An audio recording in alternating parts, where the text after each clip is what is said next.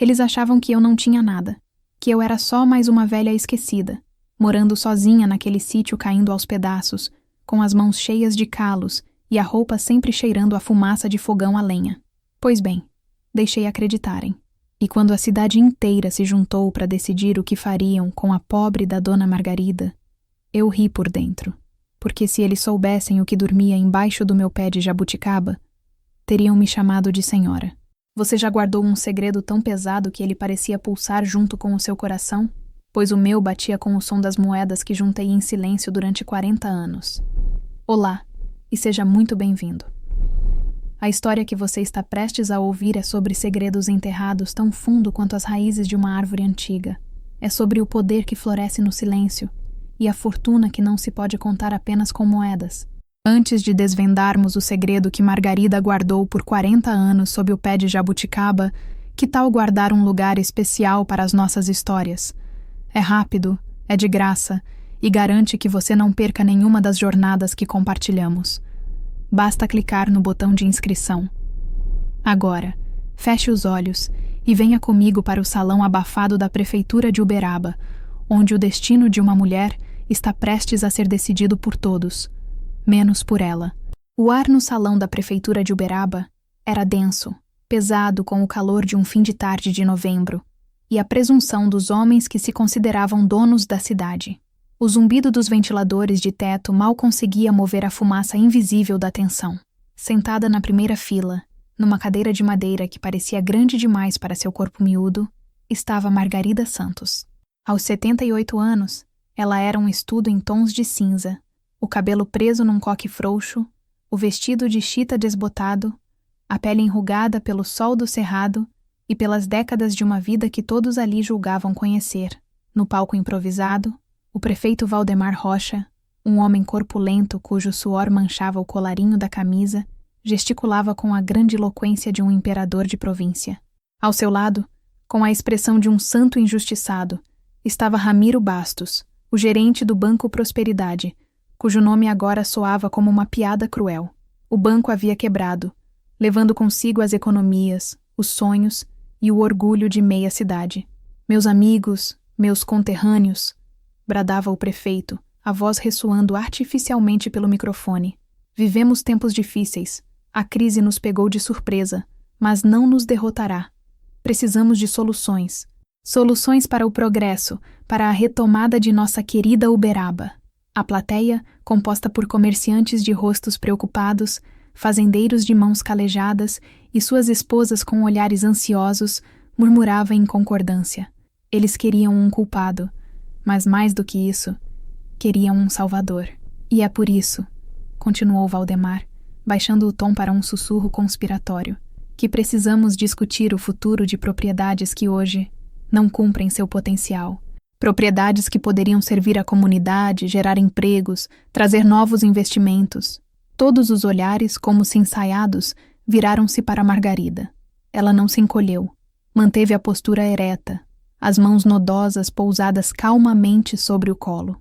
O sítio dela, um pedaço de terra modesto na saída da cidade, com uma casa simples e uma velha jabuticabeira, tornara-se o centro do debate. Para eles, era um terreno baldio, um empecilho. Para ela, era o cofre mais seguro do mundo. Ramiro, o banqueiro, tomou a palavra. Sua voz era melosa, cheia de uma falsa compaixão. Dona Margarida é um patrimônio de nossa cidade. Uma senhora batalhadora, viúva, que merece nosso cuidado e proteção. E é pensando no bem-estar dela, para que não viva mais em condições tão precárias, que propomos uma solução justa. A prefeitura, em parceria com um consórcio de investidores locais, se oferece para comprar o sítio. Daremos a ela um apartamento confortável no centro, uma pensão vitalícia, tudo para que possa descansar em segurança. Um aplauso polido ecoou. A proposta soava generosa, quase nobre. Eles estavam decidindo o destino dela, vestindo a ganância com o manto da caridade. Eles a viam como um problema a ser removido, uma velhinha frágil e senil, que precisava ser tutelada pelo seu próprio bem. Margarida sentiu o peso de 40 anos de silêncio pressionando seu peito. 40 anos sendo a coitada, a viúva do Joaquim, a velha do sítio.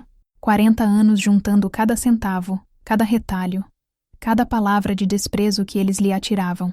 Ela olhou para o rosto suado do prefeito, para os olhos esquivos do banqueiro, para a cobiça mal disfarçada nos rostos da elite local. Eles haviam subestimado a terra que ela cultivava e, mais perigosamente, haviam subestimado a mulher que a guardava. Lentamente, com a dignidade que a vida lhe ensinara a ter, Margarida Santos se levantou. O murmúrio no salão cessou. O único som era o ranger das pás do ventilador. Ela não precisava de microfone. O silêncio que se instalou era mais poderoso que qualquer amplificador. Ela caminhou até a beirada do palco, seus passos pequenos e firmes. Olhou para cada um deles, um por um, e o sorriso que brotou em seus lábios não era de senilidade, era de poder. Agradeço a preocupação de todos, disse ela, a voz clara e firme, surpreendendo a todos. Mas acho que os senhores estão tentando resolver o problema errado. Margarida não nasceu cinza. Muito antes dos vestidos desbotados e do coque prateado, ela foi uma explosão de cores.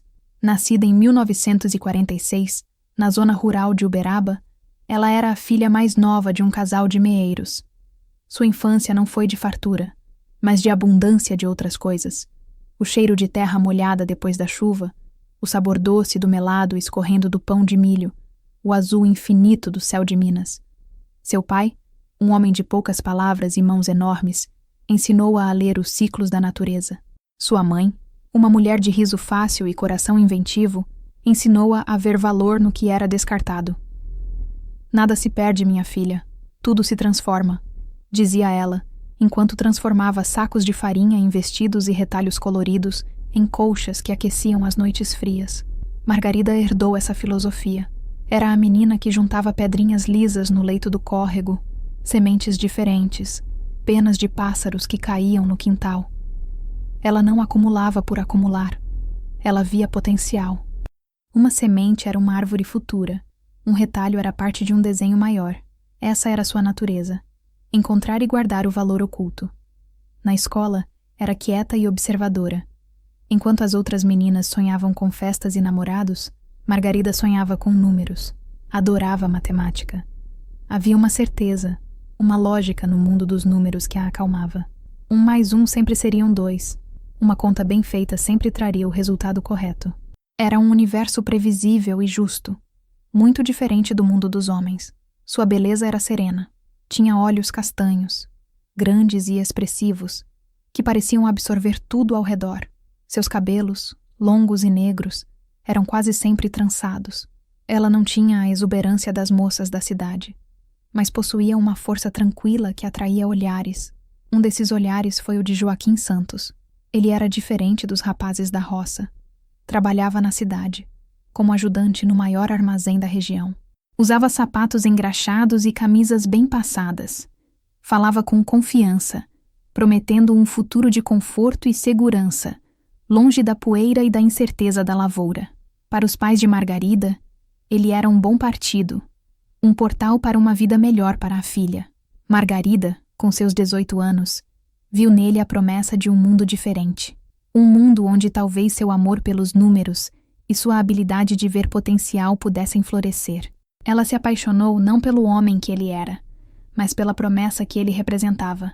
Mal sabia ela que, naquele mundo de certezas que ele oferecia, a única variável que ele não conseguia controlar seria ela. O casamento foi simples, na igrejinha branca da vila. Ela usou um vestido costurado por sua mãe, com pequenos detalhes bordados a partir de fios de seda que ela mesma guardara por anos. Ao dizer sim para Joaquim, ela acreditava estar dizendo sim para uma parceria. Mas logo descobriria que, para ele, casamento era um contrato de posse, e ela, seu bem mais precioso e silencioso. Os primeiros anos de casamento foram como um céu de brigadeiro antes da tempestade. Joaquim foi promovido a gerente do armazém. Eles se mudaram para uma casa melhor, a mesma que Margarida ocuparia pelo resto da vida, no pequeno sítio na entrada da cidade. A casa era sólida, de tijolos à vista, com um alpendre generoso e um quintal vasto. Joaquim a comprou com orgulho, como um troféu de seu sucesso. Você não precisa mais se preocupar com nada, meu bem, ele dizia, afagando seus cabelos. Seu único trabalho é cuidar da casa e de mim. No início, Margarida aceitou o papel. Encontrou alegria em transformar a casa num lar, plantou um jardim, cuidou das galinhas, e suas mãos, antes acostumadas com a terra da lavoura, aprenderam os segredos da costura fina e da doçaria. Seus doces de leite e suas compotas de figo logo se tornaram famosos na vizinhança. O problema começou quando o dinheiro entrou na equação. Joaquim era meticuloso com as finanças, mas sua meticulosidade era uma forma de controle. Ele lhe dava o dinheiro contado para as compras da semana e exigia a nota e o troco de cada transação. Margarida, não quero você se metendo com contas. Isso é coisa de homem, ele disse certa vez, quando ela sugeriu uma forma de economizar na compra de grãos, negociando diretamente com um produtor que ela conhecia. Ele não era cruel. Não levantava a voz ou a mão. Sua tirania era mais sutil, envolta em uma capa de proteção e cuidado. Ele a amava, à sua maneira. Amava a ideia de tê-la como uma esposa perfeita, uma dona de casa exemplar, um bibelô em sua estante de conquistas. Mas a mente de Margarida, aquela mente que amava a lógica dos números e a arte de transformar o pouco em muito, não podia ser trancada. Ela via o desperdício, via as oportunidades perdidas, via o dinheiro escorrendo por entre os dedos de Joaquim em apostas de bar com os amigos ou em presentes caros para impressionar os patrões. Ele gastava para manter as aparências, para solidificar sua imagem de homem bem-sucedido, e ela, a guardiã do potencial, sentia uma dor física a cada moeda mal gasta. A gaiola era confortável, mas ainda era uma gaiola. A porta não estava trancada com chave, mas com palavras doces e expectativas sociais. Uma mulher de respeito não se preocupa com dinheiro. Deixe que seu marido cuide disso. Sua cabeça não foi feita para esses assuntos. Cada frase era uma barra de ferro a mais na sua prisão. E foi dentro dessa cela de algodão que a rebelião de Margarida começou. Não com um grito, mas com um sussurro. Não com uma explosão, mas com o tilintar suave de uma única moeda, escondida no fundo de um pote de biscoitos. Aconteceu numa tarde de terça-feira. O sol coava pela janela da cozinha, desenhando losangos de luz no chão de ladrilho vermelho. Margarida voltara da feira, o cesto cheio de legumes frescos e o coração apertado. Joaquim lhe dera o dinheiro exato, como sempre. Mas naquele dia, o vendedor de batatas, um senhor de bigode branco e olhos gentis, arredondara o preço para baixo. Leve, minha filha, a safra foi boa. Sobrou uma pequena moeda de cruzeiro, brilhante, pesada na palma de sua mão. O procedimento padrão seria entregá-la a Joaquim junto com as notas e o resto do troco. Ele a conferiria, a sentiria com satisfação e a guardaria em sua carteira de couro. Mas naquele dia, algo mudou em Margarida.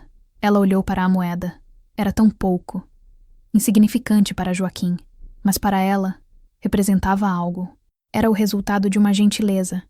Um pequeno excedente do mundo que não passara pelo crivo controlador de seu marido. Era dela. Seu coração acelerou. Um medo infantil. O medo de ser pega fazendo algo errado subiu pela sua garganta. Ela olhou para a porta, esperando ver Joaquim entrar a qualquer momento. Mas a casa estava silenciosa. Com um movimento rápido, quase culpado, ela abriu um pote de lata onde guardava biscoitos de polvilho, deslizou a mão até o fundo e soltou a moeda. O pequeno clink metálico contra a lata foi o som mais alto que ela já ouvira. Ela fechou a tampa rapidamente, as mãos trêmulas. Naquela noite, quando entregou o troco a Joaquim, ela prendeu a respiração. Ele contou como sempre. Seus dedos grossos passaram pelas notas e moedas. Ele não notou a falta. Estava mais preocupado em contar sobre como o patrão elogiara sua organização no estoque. Margarida sentiu uma onda de algo que não conseguia nomear. Era uma mistura de culpa, medo e uma eletrizante sensação de poder. Era um segredo. O primeiro segredo verdadeiramente seu dentro daquela casa. A pequena moeda no fundo do pote de biscoitos era mais do que dinheiro. Era uma semente de autonomia. Nos dias que se seguiram, ela encontrou outras maneiras. Começou a vender alguns ovos das suas galinhas para a vizinha, Dona Elvira, sem que Joaquim soubesse. O dinheiro era pouco, mas se juntava à moeda solitária. Começou a aceitar pequenas encomendas de costura, consertando bainhas e pregando botões. O pagamento, quase sempre em moedas, ia direto para o pote. O pote de biscoitos se tornou seu santuário. Às vezes à noite, quando Joaquim já dormia o sono pesado dos justos, ela ia à cozinha na ponta dos pés. Abria a lata, sentindo o cheiro familiar do polvilho, e tocava seu pequeno tesouro. Contava e recontava. Não era a quantia que importava. Era o ato de possuir algo que ninguém sabia. Era a prova de que sua mente, seu esforço e sua engenhosidade tinham valor. Um valor que ela mesma definia e guardava. A rebelião silenciosa de Margarida havia começado. O que começou com uma moeda num pote de biscoitos logo evoluiu para um sistema complexo e engenhoso. Margarida percebeu que a lata era vulnerável. Joaquim, num acesso de fome noturna, poderia descobri-la. Ela precisava de um lugar mais seguro, um método mais sofisticado. Sua mente, antes subutilizada, agora trabalhava em plena capacidade, dedicando-se à arquitetura de sua vida secreta. Seu primeiro upgrade foi um fundo falso no armário de mantimentos. Com a ajuda de uma faca de cozinha e um pouco de cola de madeira que encontrou na oficina de Joaquim, ela criou um compartimento oculto sob a última prateleira. Era ali que o dinheiro, agora em notas amassadas e pequenos maços de moedas, passou a ser guardado. Suas fontes de renda também se diversificaram. As vendas de ovos e os pequenos concertos de costura eram apenas o começo. Ela começou a fazer doces em maior quantidade. Usava o dinheiro que Joaquim lhe dava para comprar os ingredientes básicos, mas sempre conseguia um desconto com o vendedor. Comprava frutas da estação mais baratas, usava o açúcar com uma precisão cirúrgica. O excedente de produção era vendido discretamente. Dona Elvira, sua vizinha e primeira cliente, tornou-se sua aliada involuntária. Margarida, seus doces são divinos. Minha cunhada de São Paulo vem me visitar. Será que você não faz uns potes a mais para ela levar? Pedia Elvira. Margarida sorria e assentia. Claro, Elvira. Mas sabe como é o Joaquim? Ele não gosta que eu me canse com essas coisas. Fica só entre nós, está bem? Elvira, uma mulher de bom coração e pouca malícia, concordava prontamente. Pode deixar, querida. Homens acham que a gente é de porcelana. Essa rede de segredos femininos se expandiu. Uma vizinha pedia um bordado para um enxoval. Outra, um bolo para um aniversário. Margarida se tornou a fada madrinha discreta dos pequenos eventos da vizinhança. Seu preço era sempre justo, quase barato, mas o volume começou a crescer. E todo o lucro, cada centavo, ia para o fundo falso do armário. Ela também se tornou uma mestra da economia doméstica. Remendava as roupas de Joaquim com tal perfeição que ele nem notava que o tecido estava gasto. Reaproveitava tudo. Sobras de comida viravam caldos ricos, cascas de laranja viravam doce cristalizado, água da chuva era coletada para regar a horta. Para Joaquim, era apenas o zelo de uma boa esposa. Para Margarida, era uma operação de financiamento. Cada centavo economizado era um centavo ganho. Ela nunca escreveu nada. Os números, as contas, os lucros, tudo era guardado em sua cabeça. Sua mente, que tanto amava a matemática, tornou-se um livro-caixa impenetrável. Ela sabia exatamente quanto tinha, de onde veio cada moeda, e o potencial de crescimento de seu pequeno império secreto. Por fora, ela era a imagem da domesticidade submissa, a esposa perfeita que vivia para servir o marido.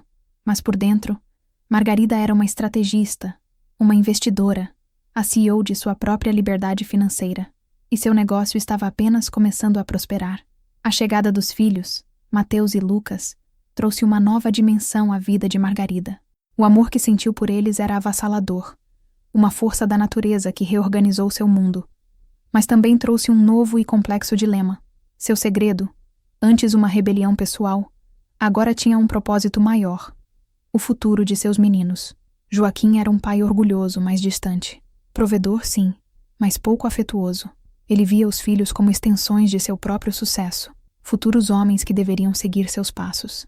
A educação deles era uma prioridade, mas sempre dentro dos limites do que ele considerava adequado.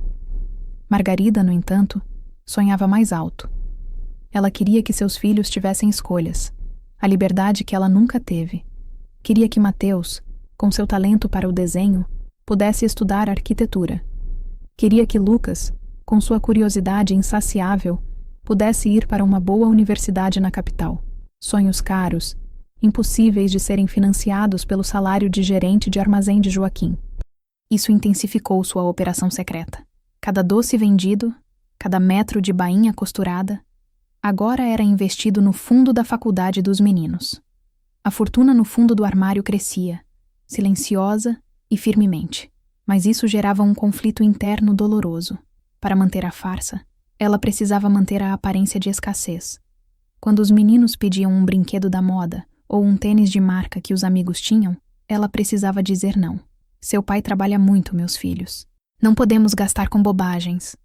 Ela dizia, o coração apertado de culpa.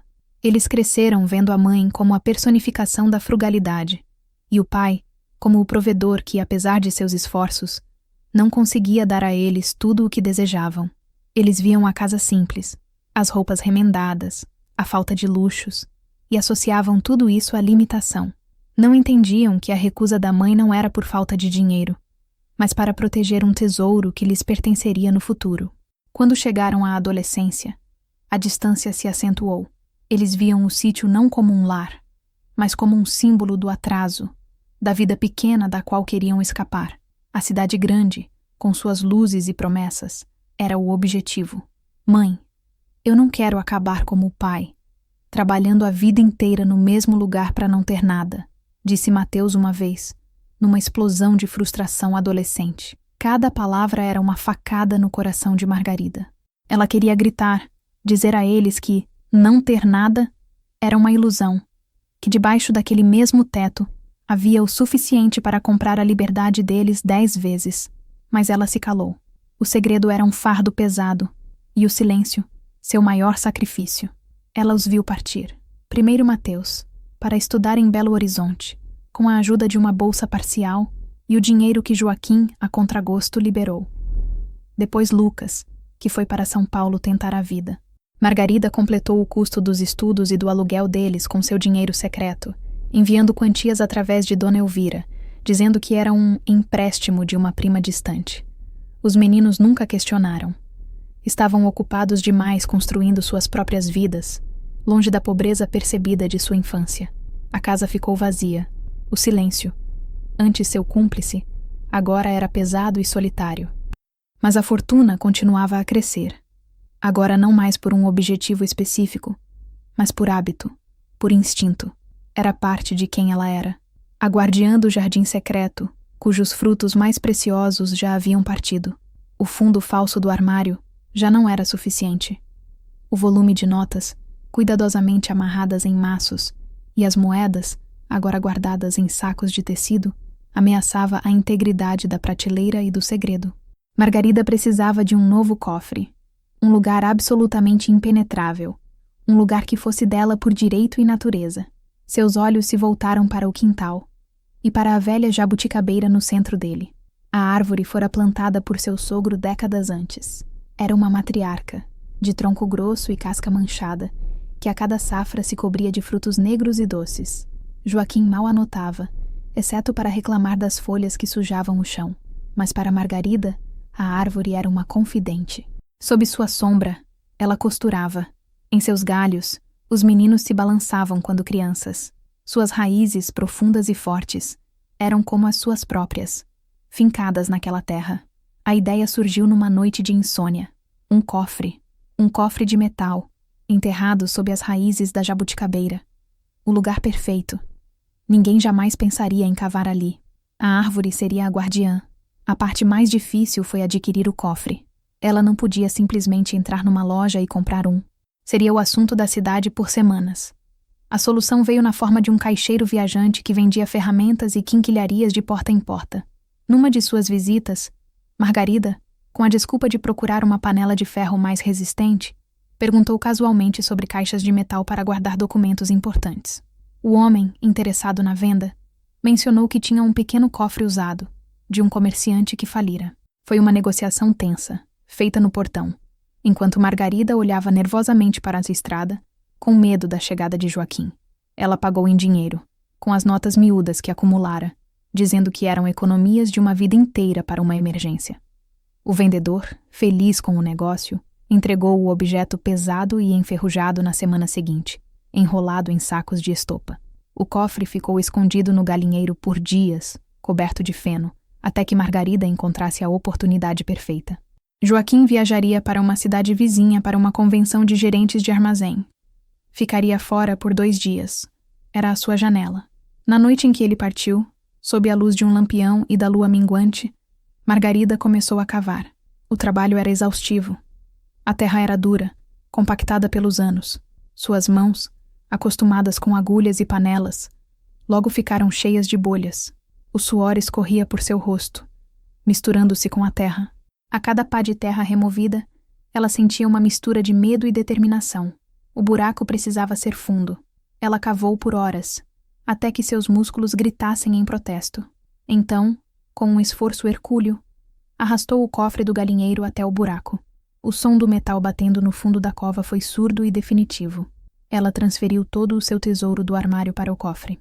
As notas, as moedas. E agora, algumas pequenas joias que comprara de uma viúva em apuros.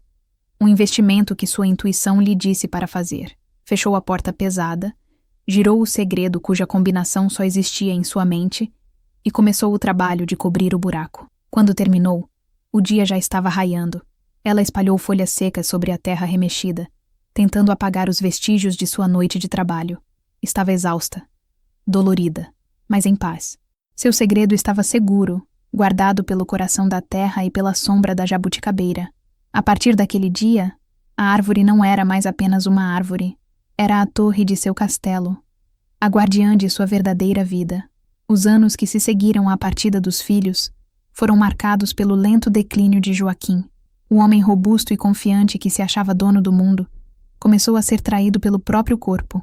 Primeiro, foi uma tosse persistente que ele ignorava. Depois, uma fraqueza nas pernas que ele atribuía ao cansaço. Por fim, um diagnóstico que não podia ser ignorado. Uma doença pulmonar crônica, resultado de anos fumando cigarros de palha. A dinâmica do casamento se inverteu. O controlador tornou-se dependente. O provedor precisava de cuidados constantes. E Margarida, a esposa silenciosa, tornou-se sua enfermeira, sua cuidadora, seu único pilar. Ela o fez sem ressentimento. Havia uma compaixão em seu coração que transcendia as mágoas do passado. Ele era o pai de seus filhos, o homem com quem ela dividira uma vida, mesmo que essa vida tivesse sido em grande parte uma fachada. Cuidar dele era seu dever, e ela o cumpriu com a mesma dedicação com que guardava seu segredo. A doença, no entanto, não amoleceu o temperamento de Joaquim. Ele se tornou um homem amargo, frustrado por sua própria fragilidade. Descontava sua raiva na única pessoa que restara ao seu lado. Essa sopa está sem sal, Margarida. Você não consegue fazer nada direito? Ele reclamava, a voz fraca, mas ainda carregada de autoridade. O médico disse que o senhor precisa de menos sal, Joaquim. Ela respondia com paciência, ajeitando os travesseiros em suas costas. Era uma rotina melancólica. As manhãs eram preenchidas com remédios e banhos. As tardes com o silêncio pesado da casa, quebrado apenas pela respiração difícil de Joaquim. As noites com a vigília de Margarida, sempre atenta a qualquer sinal de desconforto. Nesses longos dias, sentada ao lado da cama dele, costurando sob a luz fraca de um abajur, Margarida tinha muito tempo para pensar. Olhava para o homem definhando na cama e via a ironia trágica de suas vidas. Ele, que se orgulhava de seu controle sobre cada centavo, agora não tinha controle nem sobre o próprio fôlego. E ela, que ele considerava frágil e ignorante em assuntos financeiros, era a detentora de uma fortuna que poderia comprar os melhores tratamentos, os melhores hospitais. Mas ela nunca lhe disse. Revelar seu segredo agora seria um ato de crueldade. Seria destruir a última coisa que lhe restava. A ilusão de que ele sempre fora o chefe, o protetor, o único responsável pelo bem-estar da família. Deixá-lo morrer com essa dignidade intacta foi o último ato de amor, ou talvez de piedade, que ela pôde lhe oferecer. Joaquim Santos morreu numa manhã chuvosa de outono, em sua própria cama, segurando a mão de Margarida. Suas últimas palavras foram um sussurro: "Me desculpe, por não ter deixado nada para você." Margarida apertou sua mão e beijou sua testa. "Você me deixou os meninos, Joaquim. E isso é tudo." No velório, todos a olhavam com pena. A pobre viúva, agora sozinha e desamparada. Ela recebeu os pêsames com uma tristeza serena e genuína. Chorou pelo homem que ele fora, pelo parceiro que poderiam ter sido, e pela solidão que agora a envolvia. No dia seguinte, ela foi à funerária. O agente, com um ar sombrio, apresentou-lhe as opções de pagamento, sugerindo um plano parcelado. Margarida o ouviu pacientemente. Então, abriu a bolsa, tirou um maço de notas e pagou pelo melhor caixão, pelo funeral mais completo, tudo à vista. O homem ficou boquiaberto. Mas, como? Margarida apenas sorriu, um sorriso triste e enigmático. Joaquim sempre foi um homem prevenido. Guardou um dinheirinho para essa ocasião. Foi a primeira vez que ela usou seu tesouro abertamente. E a mentira que contou foi a homenagem final ao homem que, sem saber, a ensinara a ser forte, a ser paciente e, acima de tudo, a ser a dona de seu próprio destino. A vida de Margarida como viúva se assentou numa rotina de quietude e propósito invisível. Para o resto de Uberaba, sua história estava escrita. Ela era a relíquia de um tempo passado, a viúva pobre que vivia de caridade e da ajuda esporádica dos filhos distantes. Sua figura miúda, sempre no mesmo vestido de chita, tornou-se parte da paisagem urbana, tão familiar e ignorada quanto as rachaduras na calçada da praça. Seu apelido, a velha do sítio, consolidou-se. Era dito sem maldade, mas com uma dose de condescendência. As pessoas a cumprimentavam na rua com um "Bom dia, Dona Margarida", mas seus olhos já estavam olhando para além dela. Ela era um fantasma social, uma presença que não exigia atenção, e era exatamente isso que ela queria. A invisibilidade era seu escudo. Enquanto a cidade a via como uma pensionista que contava moedas para comprar o pão, Margarida, nas horas vagas, estudava. Pedia aos filhos que lhe enviassem jornais e revistas de economia. No início, eles acharam o pedido estranho, um capricho da velhice, mas atenderam. Sentada na sua cadeira de balanço no alpendre, com a cesta de costura ao lado, ela não estava apenas remendando panos. Estava decifrando o mundo. Aprendeu sobre inflação, sobre o mercado de ações, sobre investimentos em ouro e dólar. As palavras difíceis no início tornaram-se familiares. Sua mente, afiada pela matemática, absorvia tudo. Ela fez amizade com seu Anselmo, o gerente dos Correios, um senhor prestes a se aposentar. Com a desculpa de que estava ajudando uma prima rica e desconfiada, ela o questionava sobre formas seguras de enviar e receber dinheiro, sobre selos e certificados. Foi através dele que ela fez seus primeiros investimentos. Pequenas quantias no início. Comprou algumas moedas de ouro, depois alguns dólares. Ela não usava bancos. Confiava no metal, no papel moeda estrangeiro, em coisas que podia tocar e guardar em seu cofre sob a jabuticabeira. O tesouro, que antes era apenas uma poupança, começou a se multiplicar, a trabalhar para ela. Seus filhos ligavam aos domingos. As conversas eram repletas de um afeto distante. "Está tudo bem por aí, mãe? Precisando de alguma coisa?" perguntava Mateus. "Está tudo ótimo, meu filho. As galinhas estão botando bem. E a Elvira sempre me traz um pão de queijo", ela respondia, omitindo o fato de que, na semana anterior, havia convertido uma quantia em reais para dólares que valeria mais do que o salário mensal do filho arquiteto. Ela vivia a vida dupla com uma naturalidade espantosa. Durante o dia, pechinchava na feira por um maço de couve. À noite, lia sobre as flutuações do câmbio.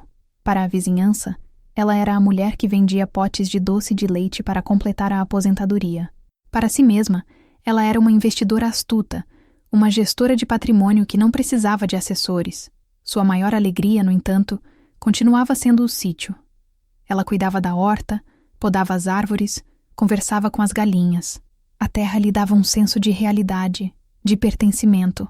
E a jabuticabeira, agora mais frondosa do que nunca, era sua cúmplice silenciosa, a guardiã de uma fortuna que ninguém na cidade, nem em seus sonhos mais delirantes, poderia imaginar. Enquanto Margarida cultivava seu jardim e sua fortuna secreta, Uberaba vivia uma era de prosperidade artificial. O prefeito Valdemar Rocha, no seu terceiro mandato, era o arauto do progresso a qualquer custo. Sua administração era marcada por grandes obras, parcerias público-privadas e um otimismo contagiante que mascarava uma montanha de dívidas. O epicentro desse progresso era o Banco Prosperidade, gerenciado por Ramiro Bastos. Ramiro era a personificação do novo rico.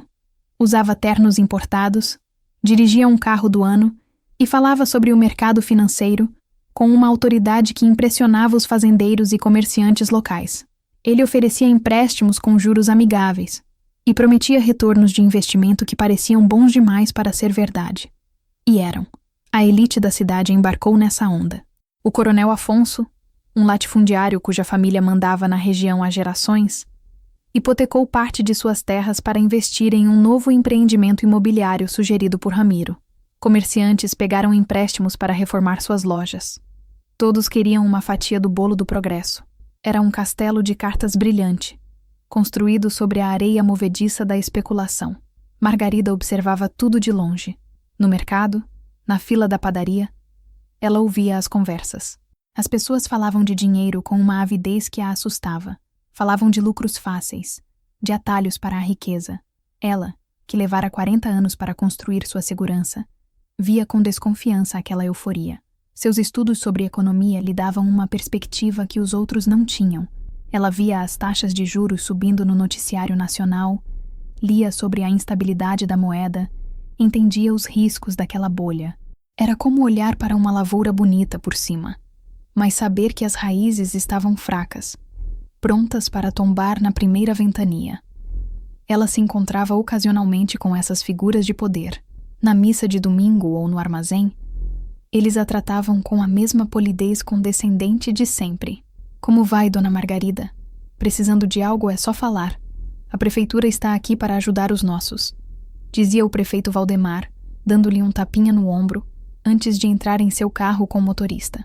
Ramiro, o banqueiro, uma vez a viu na porta do banco e a convidou para entrar.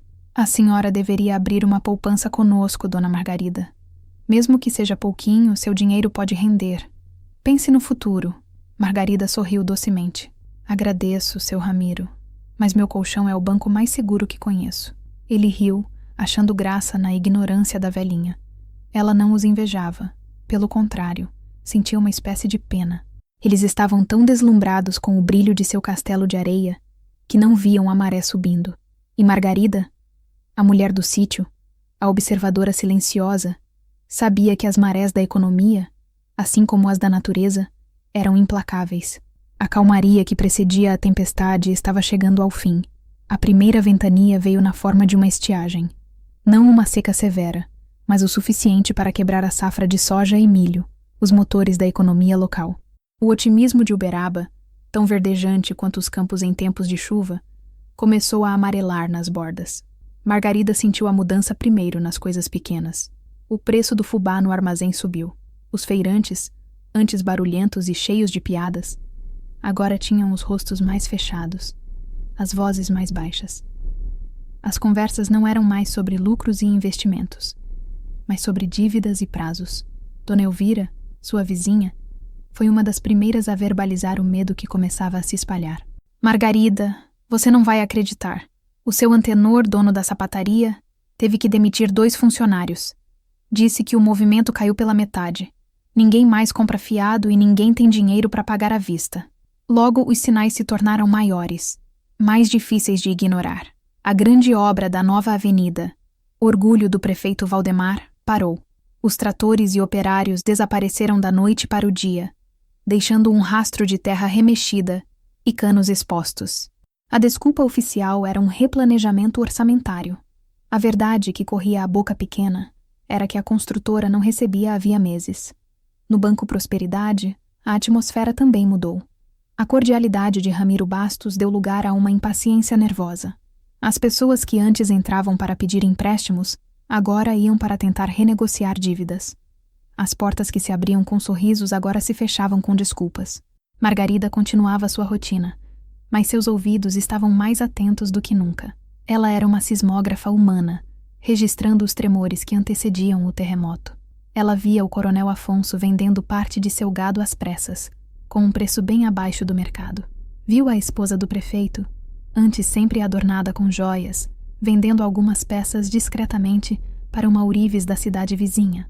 Ela não sentia prazer na desgraça alheia. Sentia uma melancolia profunda.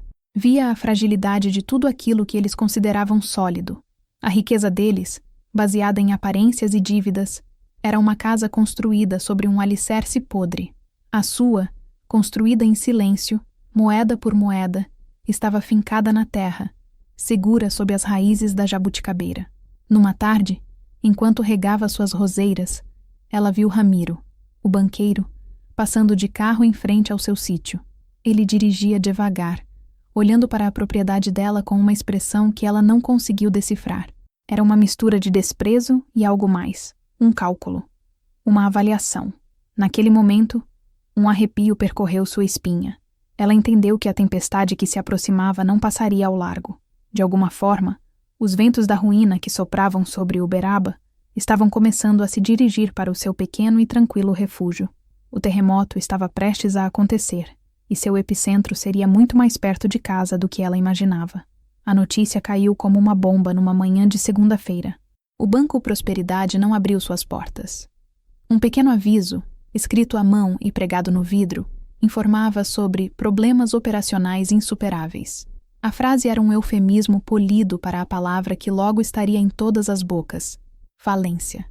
O pânico se instalou como um vírus. Uma multidão se formou em frente à agência fechada.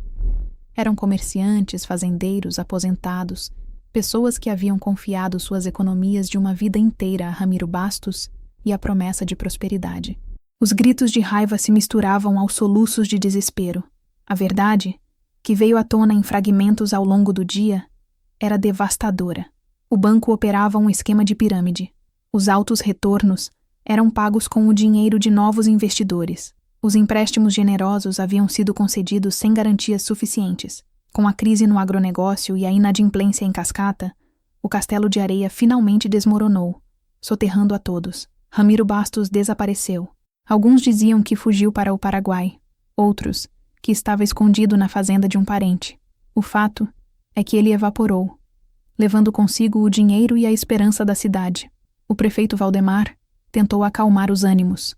Fez um pronunciamento na rádio local, prometendo uma investigação rigorosa e a punição dos culpados, mas sua voz, normalmente tão imponente, soava oca. Ele era um dos mais afetados. Não só seu capital político estava em ruínas, mas suas finanças pessoais e as da prefeitura estavam irremediavelmente ligadas ao banco falido.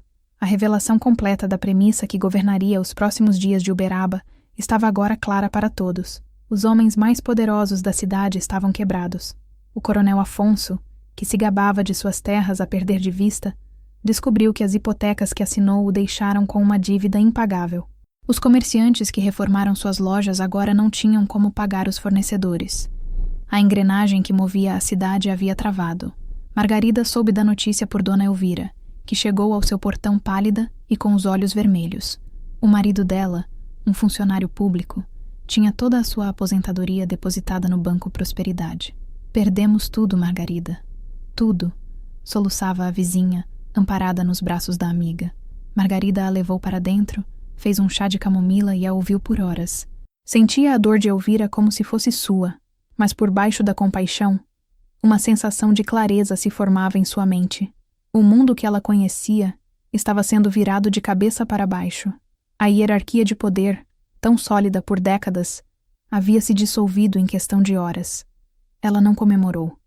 Não havia vitória em ver a ruína dos outros, mas ela entendeu que aquele caos representava uma mudança fundamental. Por 40 anos, ela viveu à margem, uma figura insignificante no grande jogo deles. Agora, o tabuleiro havia sido virado, e ela, a única pessoa na cidade cuja fortuna não era feita de promessas e números num extrato bancário, mas de ouro, dólares e reais guardados sob a terra, era, sem que ninguém soubesse, a pessoa mais poderosa de Uberaba. Nos dias de caos que se seguiram, a elite arruinada de Uberaba se reuniu, não em público, mas em salas fechadas, com as cortinas cerradas. O desespero era um péssimo conselheiro, mas também um poderoso catalisador para a criatividade inescrupulosa. Liderados pelo prefeito Valdemar e pelo coronel Afonso, eles procuravam uma saída, uma tábua de salvação em meio ao naufrágio, e seus olhos, como os de abutres circulando uma presa, pousaram sobre o único ativo intocado e vulnerável que conseguiam enxergar: o sítio de Margarida Santos. A propriedade em si não era espetacular. Uma casa simples, um galinheiro, um pomar e a velha jabuticabeira. Mas sua localização era estratégica. Ficava exatamente na área de expansão da cidade, adjacente aos terrenos onde a avenida paralisada deveria passar. O plano diretor, convenientemente aprovado na gestão de Valdemar, previa para aquela área um zoneamento comercial de alto valor. O plano nasceu da necessidade e da arrogância. Eles comprariam o sítio de Margarida por uma ninharia. Usariam a influência que ainda lhes restava na prefeitura para acelerar as licenças. Loteavam o terreno e o venderiam a investidores de fora, que não haviam sido afetados pela quebra do banco. Com o lucro, pagariam suas dívidas mais urgentes e começariam a se reerguer. A lógica por trás da escolha de Margarida como alvo era cruelmente simples. Quem era ela? Uma viúva idosa, pobre, sem influência. Seus filhos moravam longe e mal a visitavam. Quem a defenderia? Ela era, na visão deles, um obstáculo frágil, um peão a ser sacrificado para salvar os reis e as rainhas.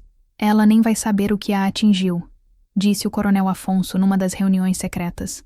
A gente oferece um apartamentinho no centro, uma coisinha qualquer. Ela vai achar que ganhou na loteria, velha, sozinha. O que ela vai fazer com aquele tanto de terra? O prefeito Valdemar concordou, ajeitando a gravata como se ainda estivesse no comando de tudo. Faremos parecer um ato de benevolência.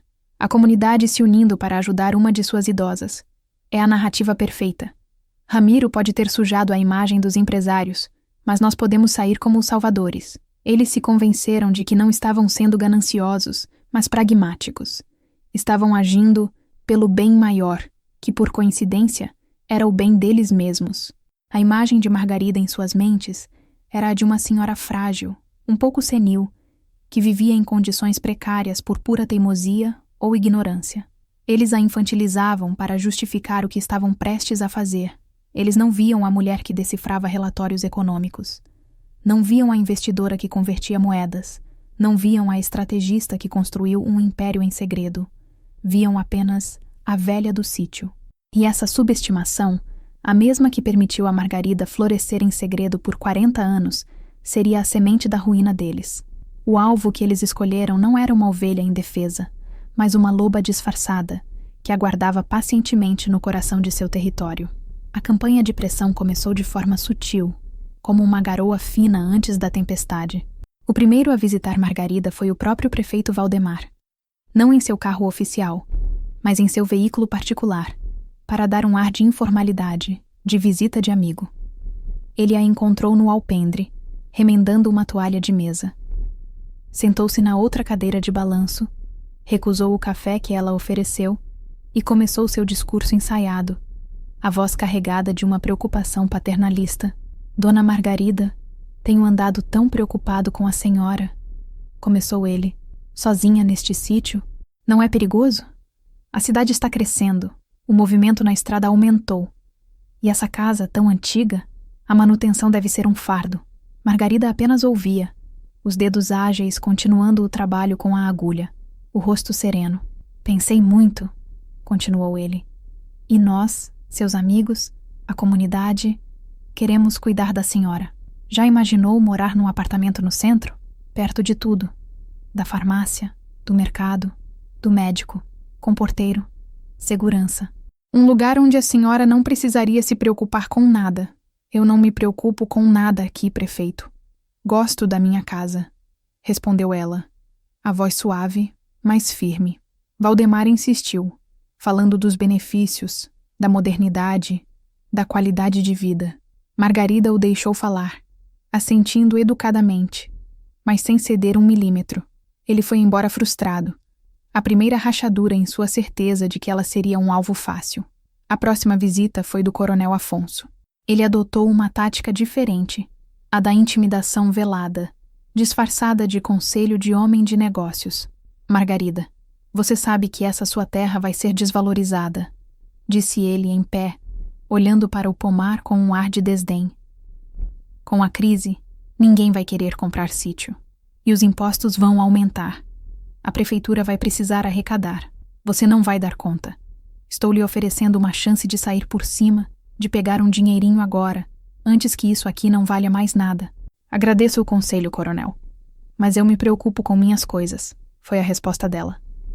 A pressão então se tornou comunitária. O padre, convencido pelo prefeito, mencionou no sermão a importância de cuidar dos idosos e garantir que vivam em segurança. Vizinhos, que deviam favores ao coronel ou ao prefeito, começaram a visitar Margarida, repetindo o mesmo discurso. Pense bem, Margarida. É para o seu bem. Eles só querem ajudar. Você não pode ser teimosa a vida toda. Eles tentavam isolá-la, criar um consenso de que sua recusa em vender era um sinal de senilidade, de uma incapacidade de decidir o que era melhor para si. A narrativa que eles construíam era a de uma velhinha teimosa que estava atrapalhando não só o progresso da cidade, mas seu próprio bem-estar. Margarida sentiu o cerco se fechando. A solidão, que antes era sua companheira, agora tinha um tom ameaçador. Mas ela não vacilou. Cada visita, cada palavra de falsa piedade, apenas fortalecia sua resolução. Eles pensavam que estavam lidando com uma mulher frágil. Mal sabiam que estavam despertando a leoa que dormia sob a pele de cordeiro. Ela entendia o jogo deles e sabia que, em breve, teria que fazer sua jogada. Uma jogada que estava sendo planejada há 40 anos. Quando as táticas de persuasão e intimidação velada falharam, o prefeito Valdemar decidiu que era hora de usar a artilharia pesada, a máquina pública e a pressão social. Ele precisava de uma justificativa legal e moral para forçar a mão de Margarida. A solução foi convocar uma reunião comunitária de emergência, no salão da prefeitura. O edital de convocação, publicado no pequeno jornal local e afixado em postes pela cidade, era uma obra-prima da manipulação. Falava da necessidade de encontrar soluções criativas para a crise econômica, da importância da união de todos os cidadãos e da discussão de projetos de revitalização urbana para o bem comum. Em nenhum lugar, o nome de Margarida ou seu sítio eram mencionados, mas todos sabiam qual era a pauta principal. Uma intimação oficial foi entregue a Margarida por um funcionário da prefeitura. O documento, em linguagem formal e intimidadora, convidava a senhora Margarida Santos a comparecer à reunião para prestar esclarecimentos de interesse público sobre a sua propriedade. Não era um convite, era uma ordem. Dona Elvira correu para a casa da amiga assim que soube da notícia. Isso é um absurdo, Margarida. É uma armadilha. Eles vão te humilhar na frente de todo mundo, tentar te forçar a vender. Não vá. Margarida, que estava calmamente colhendo jabuticabas maduras do pé, olhou para a amiga com um sorriso tranquilo. Eu preciso ir, Elvira. Se eu não for, eles vão dizer que sou louca, que não respondo por mim. Vão usar minha ausência contra mim, disse ela, colocando uma jabuticaba escura e brilhante na boca. Eles querem jogar o jogo em público? Pois bem, vamos jogar. Na noite anterior à reunião, Margarida não dormiu. Mas não foi por ansiedade ou medo. Foi uma noite de preparação. Ela abriu seu cofre pela última vez como uma mulher secreta. Olhou para o fruto de 40 anos de trabalho, de silêncio, de sacrifício. Não tocou no dinheiro. Apenas olhou, como se buscasse força naqueles maços de notas e barras de metal. Depois, foi para dentro e fez algo que não fazia há muito tempo. Usou o telefone para fazer uma ligação de longa distância para Belo Horizonte. Não para seus filhos, mas para um número que encontrara nos jornais, na seção de classificados. Um escritório de advocacia. A conversa foi curta e objetiva. Ela expôs a situação de forma clara e concisa. Não falou sobre sua fortuna, apenas sobre a pressão que estava sofrendo e a reunião do dia seguinte. Do outro lado da linha, o advogado, Dr. Afonso Arantes, um homem experiente e conhecido por sua aversão a prefeitos de província arrogantes, ouviu com interesse. Esteja lá amanhã, dona Margarida, disse ele ao final. Não diga nada até eu chegar. Apenas observe. E, por favor, vá vestida como sempre. Ao desligar o telefone, Margarida sentiu uma paz que não sentia há dias. O segredo que a isolara por tanto tempo estava prestes a se tornar sua maior arma. E pela primeira vez, ela não estaria completamente sozinha no campo de batalha. O palco estava montado. As cortinas iriam se abrir, e a plateia não fazia ideia do espetáculo que estava prestes a testemunhar. Na tarde da reunião, o céu de Uberaba estava de um azul pálido, lavado. O calor era intenso, fazendo o asfalto tremeluzir. Margarida saiu de casa 1 hora antes do marcado. Trancou a porta, ajeitou o vestido de chita, o mesmo desbotado e familiar, e começou a caminhar em direção ao centro da cidade. Ela poderia ter pego um ônibus ou pedido uma carona à dona Elvira. Mas ela escolheu andar. Cada passo daquela caminhada era um ritual, uma forma de se conectar com a terra que queriam lhe tomar, de absorver a força do caminho que percorreu por toda a sua vida. Sua caminhada não passou despercebida. As pessoas, das janelas de suas casas ou das portas de seus comércios, a viam passar. A figura pequena e encurvada, de passos lentos, mas firmes, era o centro de todos os sussurros. "Coitada, olha lá, indo para o matadouro", dizia um. "Dizem que o prefeito vai dar um apartamento para ela. É um bom negócio", comentava outro, tentando se convencer da justiça da situação.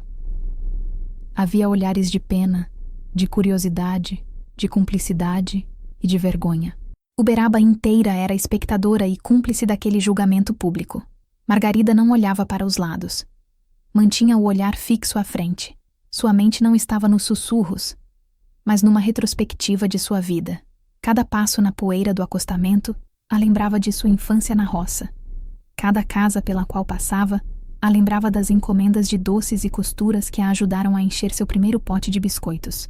Ela via o banco fechado e se lembrava da arrogância de Ramiro. Via a prefeitura ao longe e se lembrava da falsa preocupação de Valdemar. Não era uma caminhada de vítima. Era uma procissão. Ela não era uma ovelha sendo levada ao sacrifício. Era uma rainha insuspeita, em seu traje mais humilde, indo reclamar seu reino. Cada passo era uma afirmação de sua existência, de sua resiliência. Quando chegou à praça, em frente à prefeitura, o local já estava cheio. Grupos de pessoas conversavam. O clima era de expectativa, como antes de um espetáculo de circo. Ao vê-la chegar, as conversas diminuíram, os olhares se fixaram. O silêncio que a acompanhou enquanto ela subia os degraus da prefeitura era pesado, denso. Ela entrou no salão abafado. O zumbido dos ventiladores, o cheiro de poeira e suor. Encontrou seu lugar na primeira fila, a cadeira que parecia reservada para ela, a ré no banco dos réus. Sentou-se, alisou o vestido sobre os joelhos e pousou as mãos no colo. E então, ela esperou, calma, serena. A imperatriz descalça em seu trono improvisado, aguardando o início da corte que ela mesma, sem que ninguém soubesse, iria presidir. A reunião começou com a pontualidade de quem tem pressa em selar um acordo. O prefeito Valdemar Rocha subiu ao palco, ajeitou o microfone e abriu os trabalhos com a mesma pompa que usaria para inaugurar uma ponte. "Meus caros cidadãos de Uberaba", começou ele, a voz impostada. "Agradeço a presença de todos neste momento crucial para o futuro de nossa cidade. Como sabem, fomos todos vítimas de um golpe, de uma crise que abalou nossas estruturas. Mas não somos um povo que se curva à adversidade." Seguiu-se um discurso longo e floreado sobre resiliência, união e a necessidade de sacrifícios em nome do bem comum. Ele pintou um quadro sombrio do presente e um futuro brilhante que só poderia ser alcançado se a cidade tomasse decisões corajosas. Então ele chegou ao ponto. Sem citar o nome de Margarida diretamente no início, ele começou a falar sobre ativos não produtivos e áreas nobres da cidade que precisam ser revitalizadas para gerar emprego e renda. Foi a deixa para Ramiro Bastos, o ex-banqueiro, subir ao palco. Sua presença era surpreendente. Muitos achavam que ele tinha fugido, mas ali estava ele, não como um vilão, mas reposicionado como uma vítima, um especialista que, apesar de seus erros, agora queria ajudar a cidade a se reerguer. Ramiro, com uma apresentação de slides improvisada, mostrou mapas da cidade, projeções de crescimento, gráficos que ninguém entendia, mas que pareciam impressionantes. Seu dedo apontou para uma mancha verde no mapa, o sítio de Margarida. "Esta área, meus amigos, tem o potencial de abrigar um novo centro comercial. Lojas, escritórios, um hotel. Imaginem os empregos. O retorno em impostos é a injeção de capital que Uberaba precisa para sair do buraco." A plateia, desesperada por boas notícias, começou a murmurar com aprovação. A cobiça deles estava sendo vestida com o traje do progresso cívico. Finalmente, o prefeito voltou ao microfone e olhou diretamente para Margarida, que permanecia imóvel em sua cadeira. E é por isso que, com o coração cheio de respeito e carinho, nos voltamos para uma de nossas mais antigas moradoras, a dona Margarida Santos. Ele fez uma pausa dramática. A propriedade dela, o seu sítio, é a chave para esse futuro. E nós, a comunidade, elaboramos uma proposta para garantir que ela seja bem cuidada, ao mesmo tempo que permite o progresso da cidade. Ele então detalhou a oferta. O apartamento, a pensão.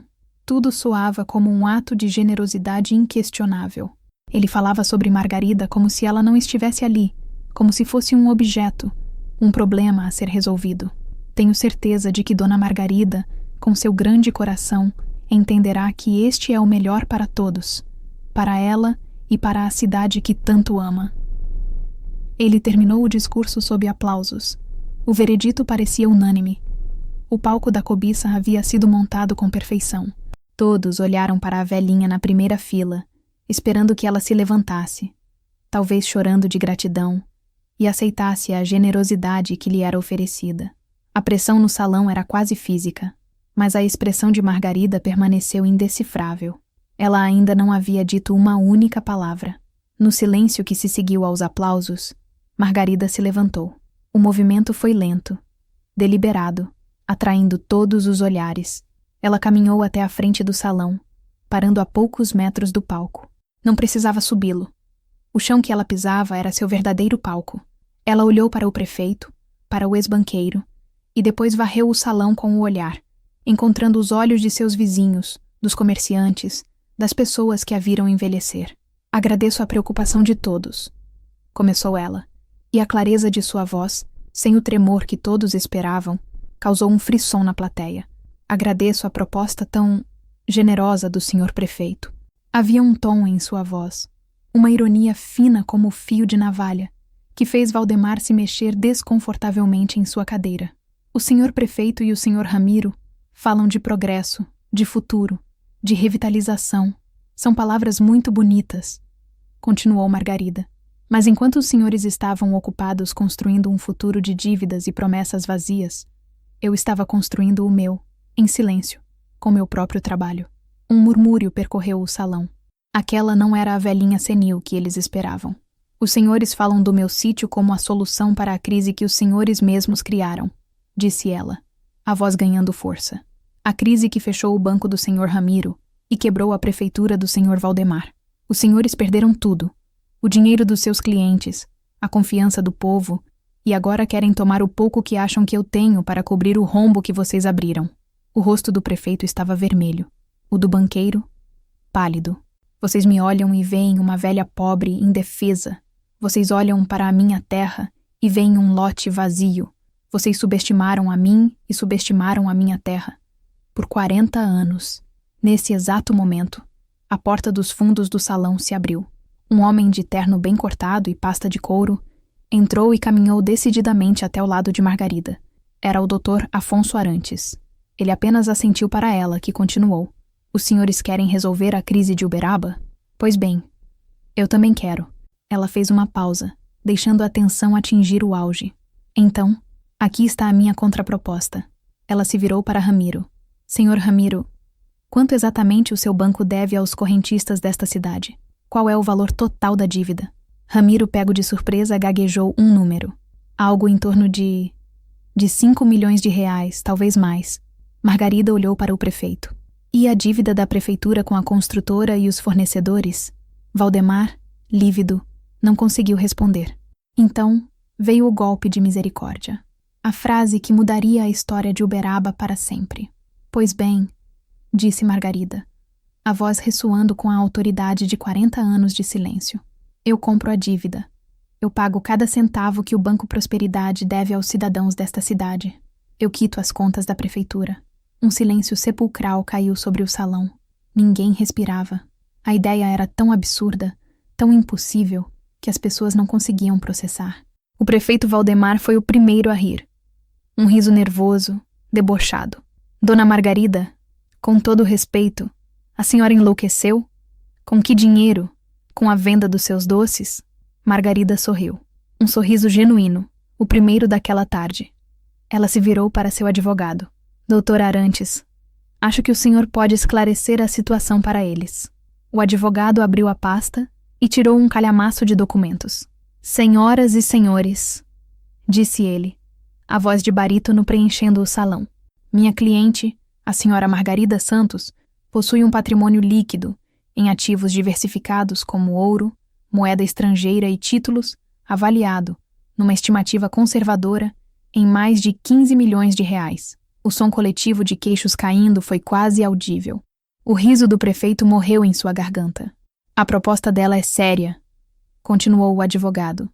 Ela irá sanear o banco e a prefeitura, mas é claro, com algumas condições. Ele olhou diretamente para Valdemar e o coronel Afonso. A primeira delas é a renúncia imediata do prefeito e de todo o seu secretariado.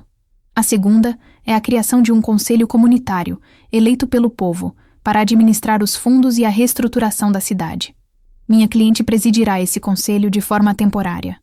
E a terceira, ele sorriu, é que ninguém, nunca mais, vai tentar dizer a ela o que fazer com o pé de jabuticaba. O que se seguiu à revelação de Margarida foi um borrão de acontecimentos que a cidade levaria anos para digerir completamente. O salão da prefeitura, antes palco de um julgamento, transformou-se numa cena de caos controlado. O prefeito Valdemar e seus aliados tentaram protestar, falar em ilegalidade, mas a presença do Dr. Arantes e a reação da plateia o silenciaram. O povo, que entrara ali para assistir ao sacrifício de uma idosa, agora a via como uma heroína improvável, uma salvadora. Nos dias seguintes, a promessa de Margarida se tornou realidade. Acompanhada por seu advogado, ela liquidou parte de seus ativos. O processo foi discreto, mas eficaz. Um a um, os correntistas do Banco Prosperidade foram chamados para receber o que haviam perdido. Houve lágrimas, abraços, uma onda de alívio e gratidão que varreu a cidade. Valdemar Rocha, humilhado e sem alternativa, renunciou. O coronel Afonso se recolheu em sua fazenda, uma figura diminuída, alvo de piadas e desprezo. A velha estrutura de poder, tão arraigada, desmoronou como um cupinzeiro chutado. A notícia, é claro, chegou aos filhos de Margarida.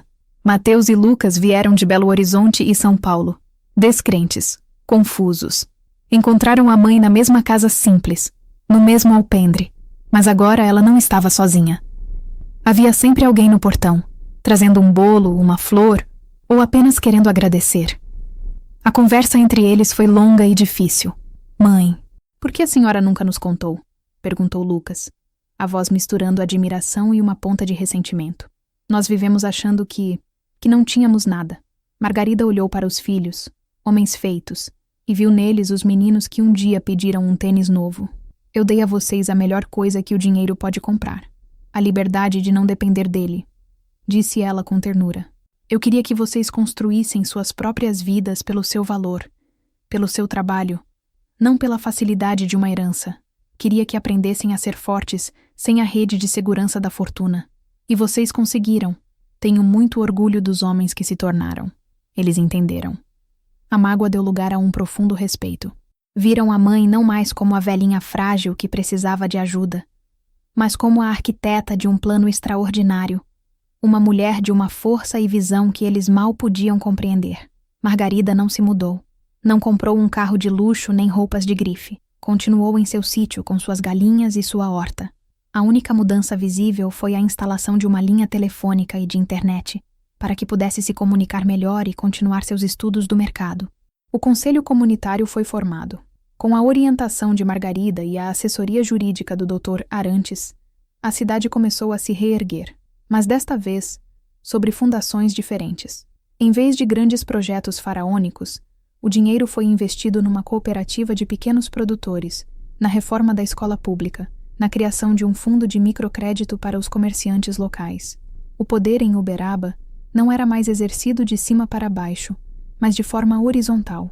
E a mulher que todos chamavam de a velha do sítio tornou-se conhecida simplesmente como Dona Margarida, um título dito com um respeito que valia mais do que qualquer fortuna. Os anos passaram. Uberaba se recuperou. não com o brilho falso de antes, mas com a solidez de uma comunidade que aprendeu a lição. A história de Margarida Santos tornou-se uma lenda local, contada e recontada na feira, nas escolas, nas rodas de conversa. Alguns a romantizavam, outros ainda achavam difícil de acreditar. Mas todos concordavam em uma coisa: ela havia mudado a cidade para sempre.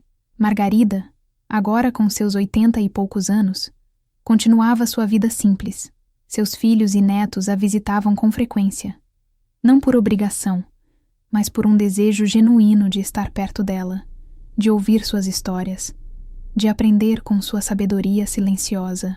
O sítio, antes um lugar de reclusão, tornou-se um ponto de encontro, de afeto.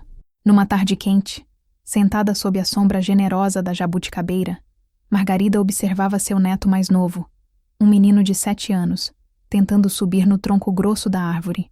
Ele ria, feliz, a cada pequeno avanço. Mateus, seu filho, sentou-se ao seu lado na cadeira de balanço. Pensando em quê, mãe? Margarida sorriu, os olhos fixos na árvore. Estava pensando no meu tesouro. Mateus olhou para a jabuticabeira. Ainda está aí embaixo? Parte dele, respondeu Margarida. A parte que se pode contar, mas o verdadeiro tesouro... Ela fez uma pausa, olhando para o neto, para o filho, para a casa, para o céu azul. O verdadeiro tesouro nunca foi o dinheiro. Foi o silêncio para poder ouvir a mim mesma. Foi a paciência para esperar o momento certo. Foi o poder de escolher meu próprio caminho, mesmo quando todos achavam que eu não tinha escolha alguma. Ela se levantou, foi até o neto e o ajudou a alcançar um galho mais baixo. O riso do menino ecoou pelo quintal. A fortuna que ela acumulou salvou uma cidade, mas o legado que ela construiu foi muito maior. Foi a prova de que o valor de uma pessoa não está no que ela aparenta ter, mas na força que cultiva por dentro. Que a subestimação dos outros pode ser a maior das vantagens, e que, às vezes, o ato mais poderoso do mundo é simplesmente esperar, em silêncio, sob a sombra de uma jabuticabeira, até que os frutos estejam maduros para a colheita. O mundo podia ter tentado escrever a história de Margarida Santos como uma nota de rodapé, a crônica de uma vida insignificante. Mas ela, com suas próprias mãos, com sua mente e com seu coração resiliente, pegou a caneta e escreveu o seu próprio final. Não como uma coitada, mas como a rainha silenciosa de seu próprio e vasto império. E assim, a história de Margarida se tornou um sussurro de esperança em Uberaba, a prova de que as maiores fortalezas podem ser construídas em silêncio. Se a jornada paciente e poderosa dela também tocou o seu coração e te fez pensar nos tesouros escondidos que todos nós guardamos, deixe-nos saber nos comentários. Qual parte da história dela mais te surpreendeu? Sua opinião é muito valiosa para nós. Não se esqueça de deixar o seu like se você gostou e, claro, de se inscrever no canal para não perder nenhuma das riquezas que ainda temos para desvendar juntos. Obrigado por ouvir.